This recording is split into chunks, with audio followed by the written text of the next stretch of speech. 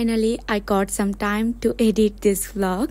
চলো আজকে তোমাদেরকে শেয়ার করি রাফাত ভাইয়ের হলুদে আমরা কি করলাম। এটার একটা ছোট্ট ভ্লগ।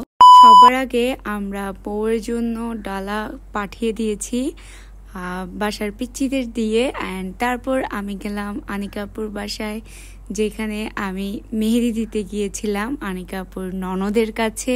অ্যান্ড দেন উনি আমাকে খুব সুন্দর করে মেহেদি লাগিয়ে দিয়েছেন। আমরা ব্রেকে একটু আইসক্রিমও খেলাম। তারপর আমি আবার মেহেদি লাগালাম। এই যে এটা হচ্ছে ফাইনাল, ওনার মেহেদি অনেক সুন্দর মাশাআল্লাহ। তারপর মেহেদি লাগানো শেষে আমি আর আনিকা আপু ওর বাসা থেকে মেকআপ করে এসেছিলাম। দেন এসে আমি ড্রেস চেঞ্জ করলাম, কিন্তু এটা নাকি হবে না, তাই আমাকে আবার চেঞ্জ করতে হলো অ্যান্ড এই শাড়িটা পরতে হলো। যেহেতু রেড থিম ছিল, মানে সবাই ম্যাক্সিমাম রেড শেডই পরবে, তাই তারপর এদিকে ভাবি টুকটাক আয়োজন করে ফেলতেছে, মানে কেক টেক এনে দেন হচ্ছে দুলাও। তারপর আমরাও কেক কাটিং শুরু করলাম। এটা অলমোস্ট রাতের 11টা বাজতেছে, তখন হচ্ছে আমরা এই প্রোগ্রামটা করি। দেন হচ্ছে আমরা সবার আগে ভাবি দুইজন বসে কেক কাটলাম অ্যান্ড রাফাত ভাইকে মিষ্টি মুখ করালাম।